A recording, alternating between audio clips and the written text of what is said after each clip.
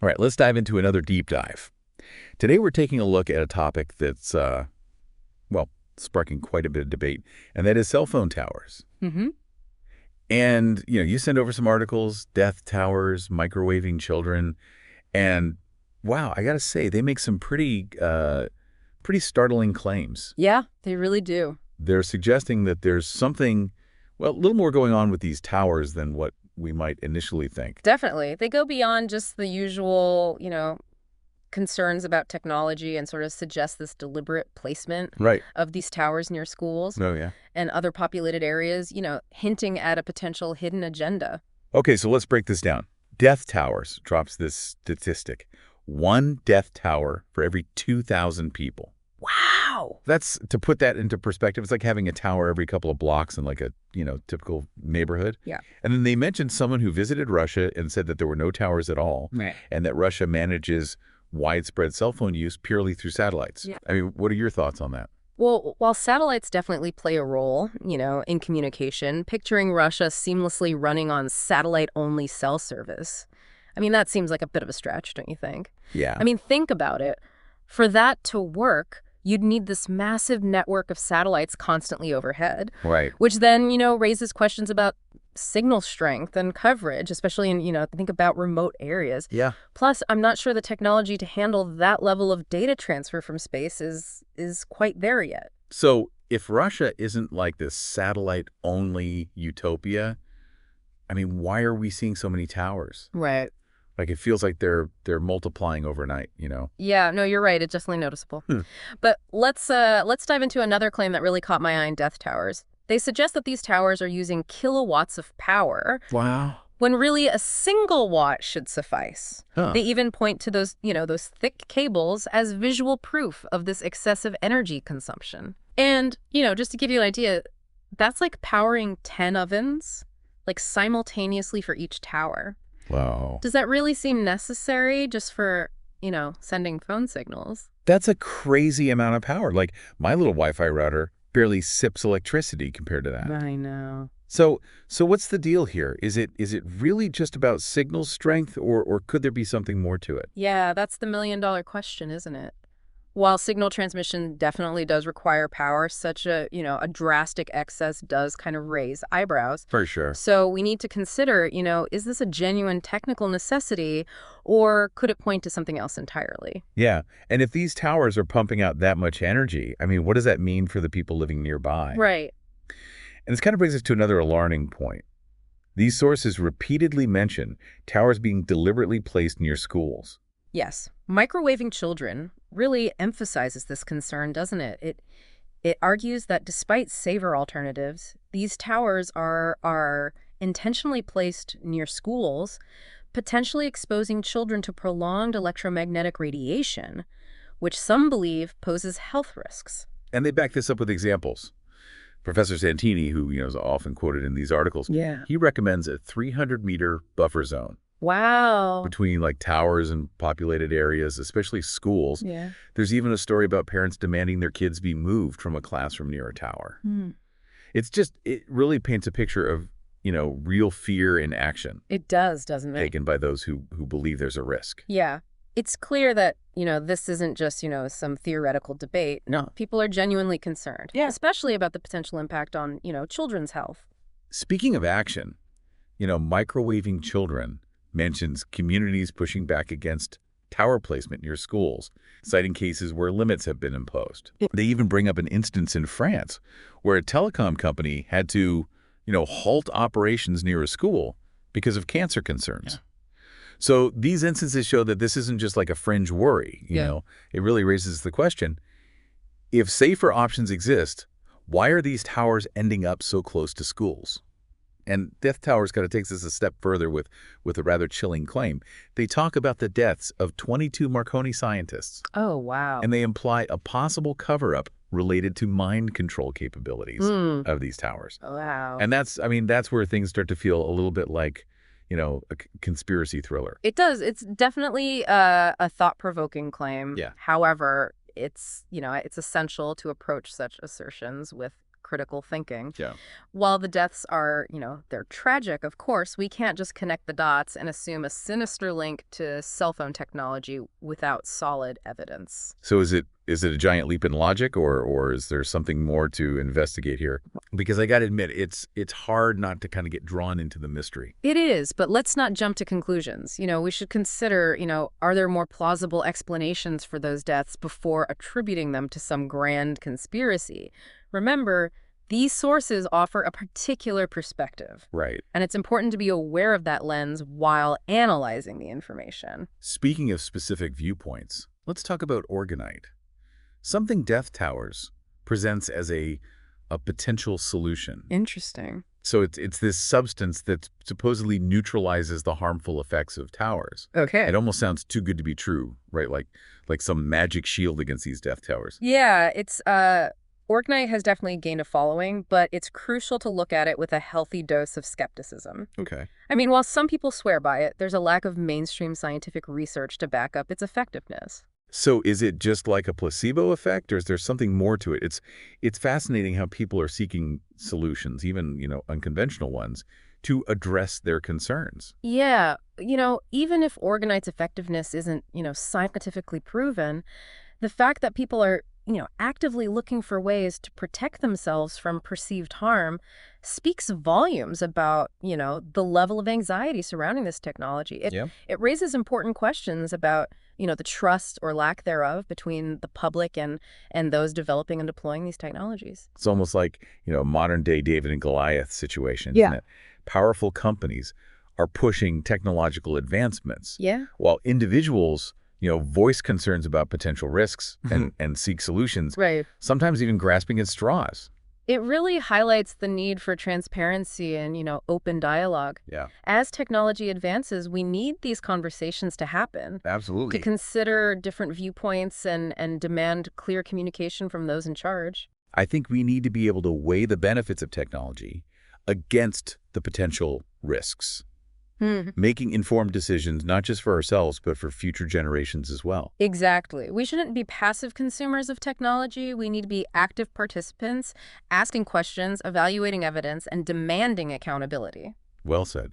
And that's precisely what we're doing here today. We're diving deep into these sources, exploring different perspectives, and encouraging you to think critically about the information that you're encountering. And this is just the beginning of our deep dive, and we've got a lot more ground to cover.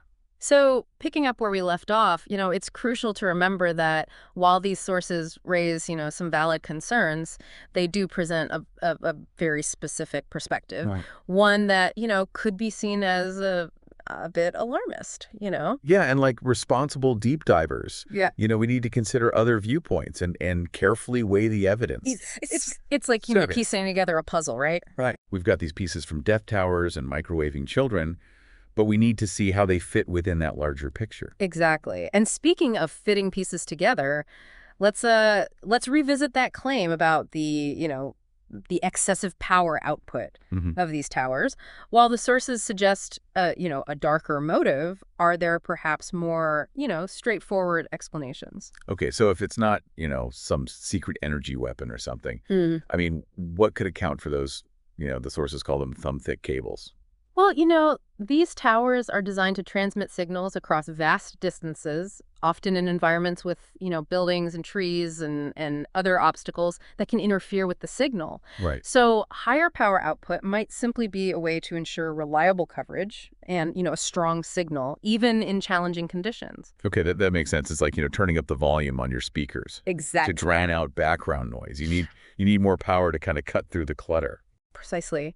And while, kilowatts might seem like an absurd amount of power compared to your, little home Wi-Fi router, Yeah, you have to remember that cell towers are connecting millions of devices simultaneously that's true. over, much greater distances. So it's not necessarily deliberate overkill. Right. It's more like a practical requirement to handle, the demands of our modern hyper-connected world. That's a much more plausible explanation. at least, from a technical standpoint. But it does still raise the question of efficiency Sure. and potential for improvement. Could these systems be designed to use less power without sacrificing performance? Right. That's a question worth exploring further, I think. Definitely something for the engineers to ponder. Yeah. But let's shift gears back to the issue of tower placement near schools, Okay. because it's clearly a major concern for many. And, those stories in microwaving children really, really capture, the parental fear They do. surrounding this issue. And those concerns are understandable. I mean, when it comes to children's health, caution is key. Yeah.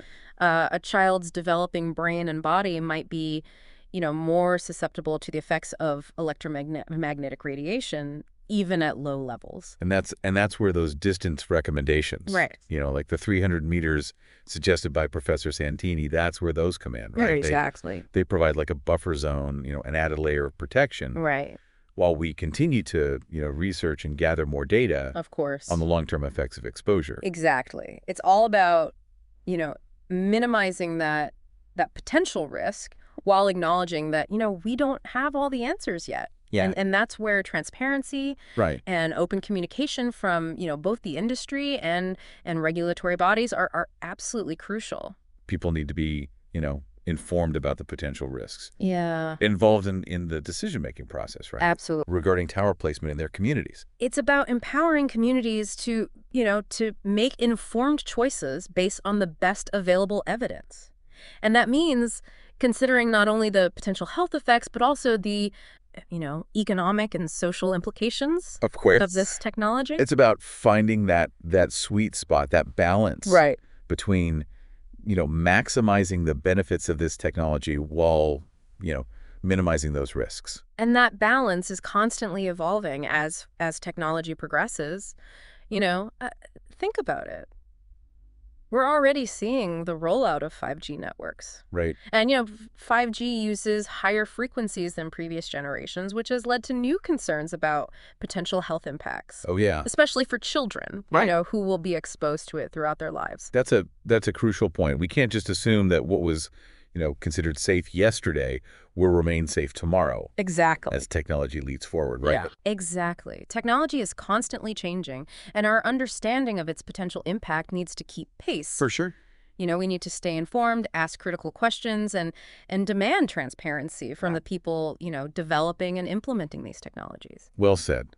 So what can our listeners do to stay informed and participate in this conversation? Because, it can feel overwhelming trying to sift through all the information that's out there. It's definitely a challenge, but it's not impossible. First and foremost, be wary of those attention-grabbing headlines Yeah. and claims that sound, too good to be true. Instead, look for, reliable sources of information like peer-reviewed scientific studies, government reports, reputable news outlets. And don't be afraid to dig deeper. Oh, right? exactly. Explore multiple viewpoints. Mhm. Even those that challenge your initial assumptions. Yeah, Critical thinking is essential absolutely. in navigating this complex landscape. Absolutely. It's not about, blindly accepting or rejecting information. It's Oh. about evaluating the evidence, considering the source, and forming your own informed opinion. And remember, science is an ongoing process. Right. What we know today might change tomorrow as new research emerges. It's a journey, not a destination. Mhm. And a journey we need to take together. Absolutely. That's We right. need to have these, open and honest conversations about the role of technology in our lives. For sure. We need to, weigh the benefits against the risks and make informed choices that prioritize the well-being of individuals Right. and our communities as a whole. Speaking of choices, what about that orgonite solution, proposed in death towers? Right. Is it something worth considering, even if, the scientific evidence is shaky? That's a tricky one. While I understand, the desire to find simple solutions to complex problems, it's important to avoid falling prey to, pseudoscience and claims that aren't backed by, solid evidence. But what about the placebo effect? If people believe that orgonite is protecting them, could that have a positive impact on their well-being, Right. even if there's, no scientific basis for it? It's certainly possible. The power of belief, can have a real impact on our mental and physical health. But we have to be careful not to confuse, perceived benefits with actual scientific evidence. So while orgonite might offer, some peace of mind, it's not a substitute for evidence-based Yeah, solutions exactly. and informed decision-making. Exactly. And that brings us back to the importance of critical thinking and consuming information responsibly. Yeah. We need to be, discerning about the information we accept, especially in this digital age where misinformation can spread so easily. Well said. Yeah. And that's precisely why we're here today, to help you navigate these complex hosts. Right. And equip you with the tools to make informed decisions. Right. We've explored, the claims made in those articles, but there's still one more piece of the puzzle we need to examine. Okay. And that's those Marconi scientists. Yeah, that claim about the Marconi scientists and a potential cover-up Right. related to like mind control. Mm-hmm. It's definitely the most chilling part of Death Towers. Yeah. Right. It taps into that primal fear of the unknown. Right. Like of technology being used for sinister purposes beyond our understanding. It definitely it plays on those anxieties we have Yeah. about these powerful technologies being misused. Right. But as we discussed earlier, we must be careful Of course. about jumping to conclusions without sufficient evidence. Right. Just because the Scientist Guide and Marconi was a pioneer, in early wireless communication, Right. it doesn't automatically create a direct link to, cell phone towers or mind control. Yeah, it's like that saying, when you hear hoofbeats, think horses, not zebras. Exactly. Start with the most likely explanation, not the most outlandish. Exactly. There could be, numerous reasons for those scientists' deaths, accidents, illnesses, even unrelated incidents. These possibilities should be considered. Yeah. Before we jump to conclusions about, mind control conspiracies. And let's remember that these sources, they come from a very specific viewpoint. They do. One that, tends to see a hidden agenda at play. Mm-hmm. So it's our job to kind of filter that information, Right. weigh the evidence, and form our own conclusions based on a balanced perspective. Critical thinking is key here. We need to be able to separate fact from speculation. Yeah. Evidence from opinion. And be open to, alternative explanations, Right. even if they don't, fit neatly into our preconceived notions. Yeah, it's about being open-minded but not gullible, Exactly. Skeptical yet curious. Well said. Curiosity is the engine of knowledge. Yeah. It pushes us to, ask questions, seek answers, and challenge assumptions. And in a world that's just bombarded with information, Right. that kind of, critical curiosity is more important now than ever. So as we wrap up this deep dive, what are some, key takeaways our listeners can walk away with? I mean, Yeah. we've covered a lot of ground, from power output and school proximity to orgonite and even those mind control theories. It's been quite a journey. I think the most significant takeaway is the importance of, informed engagement. Yeah. We can't afford to be, passive bystanders. Right. When it comes to technology. Right. We need to understand, how it works, its impact on us, and how we can, shape its development and use responsibly. I mean, technology isn't inherently good or bad. Right. It's a tool, right? Exactly. And like any tool, it can be used for positive or negative purposes. Mhm. It's our responsibility to guide its trajectory, Right. ensuring that it serves humanity, Yeah. not the other way around. Absolutely. And that requires, staying informed. Yeah. Asking critical questions. Of course. Demanding transparency from, those in power and holding them accountable. We need to be, active participants Right. in shaping the technological landscape, not just, consumers of whatever's presented to us. Well said. And that's what we've aimed to do today.